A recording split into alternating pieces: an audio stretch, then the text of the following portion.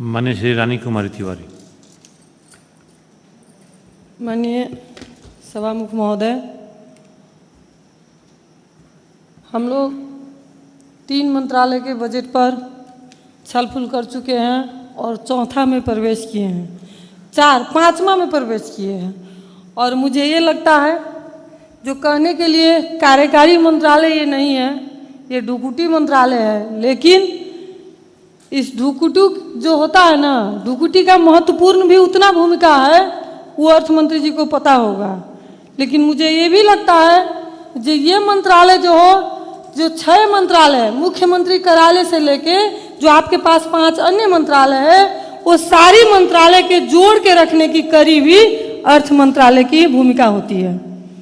आप ही सबको बैलेंस करेंगे और आप ही सबको भद्रगोल करेंगे, क्योंकि आपके हाथ में ताला चाबी है। अर्थ जो होता है वो ताला चाबी है। अगर अर्थ के बिना कुछ भी नहीं चलती तो मंत्रालय कैसे चलेगी, प्रदेश कैसे चलेगी, ये प्रदेश सभा कैसे चलेगी? बिना अर्थ के कुछ भी नहीं चलती। इसलिए हम ये समझते हैं जो आप वो करी है, आपकी मंत्रालय वो करी है जो हर मंत्रालय को व्यवस्थित करे। लेकिन अभी तक की अनुभव यह है जो पता नहीं मंत्रालय सब कितना व्यवस्थित चल पाई है। अभी तक सही तरीका से हम लोग मंत्रालय चला पाए हैं, ये हमारी अनुभव नहीं है। कभी हम लोग की बजट कुछ वजह से निकासा में ही फंस गई, कभी बजट ये विशेष परिस्थिति कोरोना के लेके फंस गई। तो हमको लगता है ऐसे ही करते करते अगर 5 साल गुजर जाएगी तो क्या व्यवस्थापन करने में कहीं न कहीं त्रुटि तो नहीं रह गई, वो हम लोग को देखने की और अब जरूरत है। क्योंकि हमको ये भी याद है जो 75-76 का जो बजट आया था, उस बजट में अभी जेठ में या फागुन में जो कार्यक्रम गया वो कार्यक्रम भी हम लोग संचालन नहीं कर पाए। और उससे गत साल का जो बजट था वो बजट मुझे आज भी याद है जो जेठ के 20 गते तक कार्यक्रम सब चल ही रही थी, आदेश दिया जा रहा था। तो हमको ये नहीं पता चला जो जब एकदम सही संपन्न थे तो हम लोग अंतिम तक कार्यक्रम चलाए। और इस बार जो परिस्थिति बुरी थी, एक परिस्थिति तो हम लोग के बीच में ये थी जो पुराना बजट जो फंसा हुआ था, इस वजह से हम लोग डमाडोल थे। उसके बाद ये कोरोना का लहर आई, जिस लहर में हम लोग सब फंस के रह गए, विश्व फंस के रह गया। तो हमको ये नहीं समझ में आया जो जब विशेष परिस्थिति थी तो विशेष परिस्थिति को ख्याल रखते हुए क्यों नहीं हम लोग काम आगे बढ़ा पाए, हम लोग वहाँ पे काम आगे नहीं बढ़ा पाए। गलती किसी की भी हो, आप ये भी कहेंगे जो फलाना मंत्रालय ही लेट किया, फलाना मंत्री ही लेट किए या फलाना कर्मचारी लेट किया। लेकिन मैं ये समझती हूँ जो आप जब करी है तो उस करी को समय का ख्याल करवाना, समय पर डॉक्यूमेंट मंगवाना, उस पर भी आप लोग शायद ध्यान दे देते तो आपका मंत्रालय जो है 5 करी के जो आप ढुकुटी है वो ढुकुटी का सही इस्तेमाल होता। जब ढुकुटी का पैसा अगर संचालन नहीं होगा तो उसका भी कागज के महत्व हो जाता है। पैसा बाजार में है तभी उसका वैल्यू है, अगर पैसा बंद होकर रह जाए तो उसमें दूसरी लगने लगेगी और उसको कागज से ज़्यादा कोई महत्व नहीं रहेगी। इसलिए उसको चलाइए आप मंत्रालय में, तभी आप सक्सेस होंगे।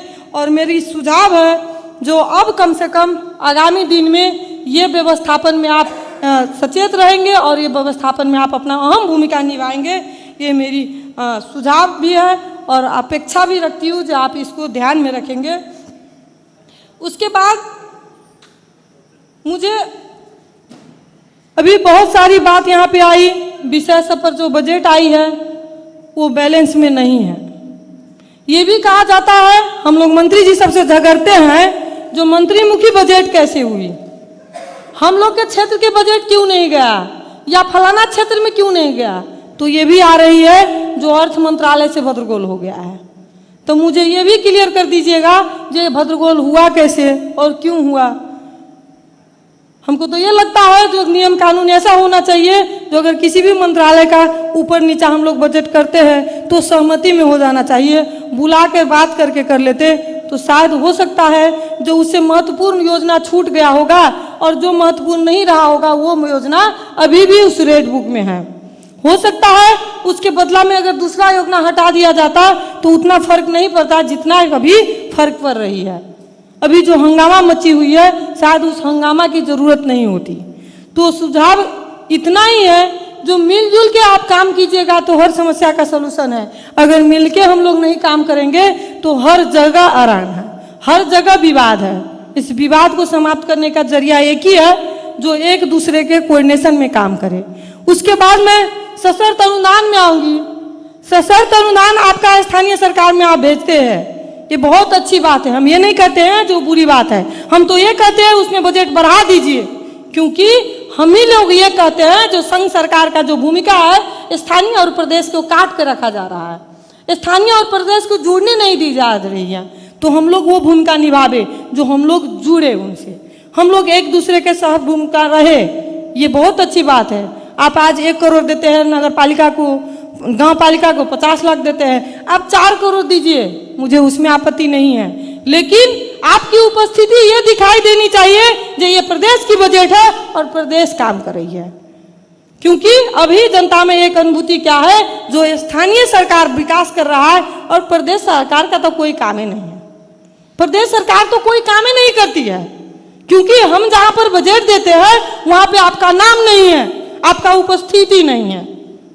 हम खुद जानते हैं, जो मैं 3 स्थानीय तरफ जो है मेरे जिला मेरे क्षेत्र में, वो 3 गांव पालिका नगर पालिका है, और 3 गांव पालिका नगर पालिका में कहाँ बजट जाता है सर, हम नहीं जान पाते हैं। तो आप मंत्री हैं, यहाँ पे रह के कैसे जानेंगे? मुझे ये नहीं लगता है जो आपको पता होगा जो बजट कहाँ कहाँ जाती है। जब मैं उस क्षेत्र में दिन रात घूमती हूँ तब मुझे पता नहीं चलता है जो आपका सशक्त बजट किस जगह पर लगानी हुआ है और किस जगह पर मेरी उपस्थिति है। तो अब बताइए, जो किसी और को कैसे पता चलता होगा? तो अगर हम लोग कोई भी सामान मार्केट में लाते हैं तो उसका विज्ञापन का भी उतना ही जरूरत है, जो हम लोग नहीं कर पा रहे हैं। जो प्रदेश सरकार की भूमिका है, प्रदेश सरकार के जो विकास के काम है, वो दिखाई नहीं दे पा रही है, क्योंकि हम लोग अपना उपस्थिति वहाँ पे दर्ज नहीं करवा पाते। आप देते हैं बजट तो एक नॉर्म्स बनाइए। हम लोग ये नहीं कहते हैं जो बजट हमको दीजिए, हम लोग को बजट क्यों चाहिए भाई? बजट तो सरकार थोड़ी चलाता है, बजट तो अभी जनता चलाती है, ठेकेदार लेके जाते हैं और वहाँ काम करते हैं। काम हम लोग को थोड़ी करना है, और वहाँ का विकास इसलिए करना है कि जनता को सुख हो, इसलिए ना करना है। तो स्थानीय के मार्फत भी जाए, हम लोग को उसमें दिक्कत नहीं है, लेकिन हमारी उपस्थिति नहीं है, ये बड़ी दुख की बात है। और वहाँ से ये दिखाई देता है जो प्रदेश सरकार का कोई कीमत नहीं है, वार्ड अध्यक्ष से भी महत्व कम है। तो हम ये कहते हैं, जो हम अगर देते हैं तो उसका उपस्थिति भी दर्ज करा ले, तो हमको लगता है जो ज़्यादा हम लोग का भूमिका दिखाई देता है। और एक तो और मैं सुझाव दूंगी, जो अभी जो हम लोग जितना भी विकास कार्यक्रम कर रहे हैं प्रदेश सरकार की तरफ से, हम लोग एक नम्स बना ले, जो जहाँ जहाँ पे विकास होती है वहाँ पर एक बोर्ड हम लगाएंगे जो ये प्रदेश सरकार की तरफ से निर्माण हुई है। ये भवन बना तो ये प्रदेश सरकार की लगानी में है, ये सड़क बनाए हम प्रदेश सरकार की लगानी में बनाए हैं, ये बर्थिंग सेंटर बनाए हैं तो ये प्रदेश सरकार की लगानी है। वो आप लिखे, अगर नहीं लिखिएगा तो गुम हो जाएंगे हम लोग, क्योंकि वैसे भी बहुत सारा षड्यंत्र सब हो रही है जो प्रदेश सरकार की तो कोई ज़रूरत नहीं है। तो हम लोग अपना उपस्थिति वहाँ पे अगर दर्ज नहीं करवाते हैं तो मुझे लगता है जो कोई बहुत हम लोग कल पछताएंगे जो हम अपना नाम क्यों नहीं दर्ज करवाए। मेहनत तो हम किए, लेकिन मेहनत का आपका नाम नहीं हुआ।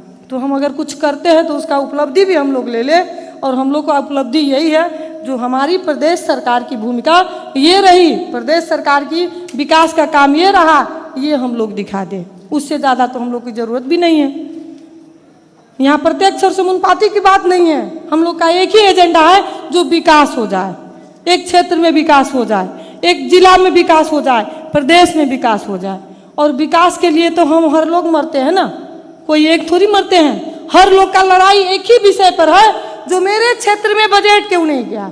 उसका भावना गलत नहीं है, उसका भावना ये है जो उसके क्षेत्र के जनता को जो गारंटी दे के आए हैं, जो हम उसका विकास करेंगे, उसके क्षेत्र का विकास करेंगे, उसका सड़क नाला बनाएंगे, उसको पूरा करना है। कोई अपना घर बनाने के लिए थोड़ी बजट मांगते हैं, हम लोग घर बनाने के लिए बजट नहीं मांगते हैं।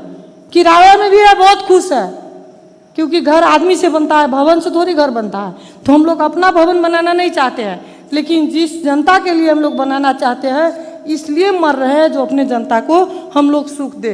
जो इतने दिन से जो मदेशी दुख भोग रहे हैं उसको हम लोग कुछ सुख दे पाए, इसलिए मरते हैं दिन रात। और किसी स्वार्थ के लिए नहीं मरते हैं, और अपना पार्टी का नाम वहाँ पर रहे, अपना उपस्थिति वहाँ पर दिखाई दे, इतना ही स्वार्थ है, इससे अलावा और कोई स्वार्थ नहीं है मुझे लगता है।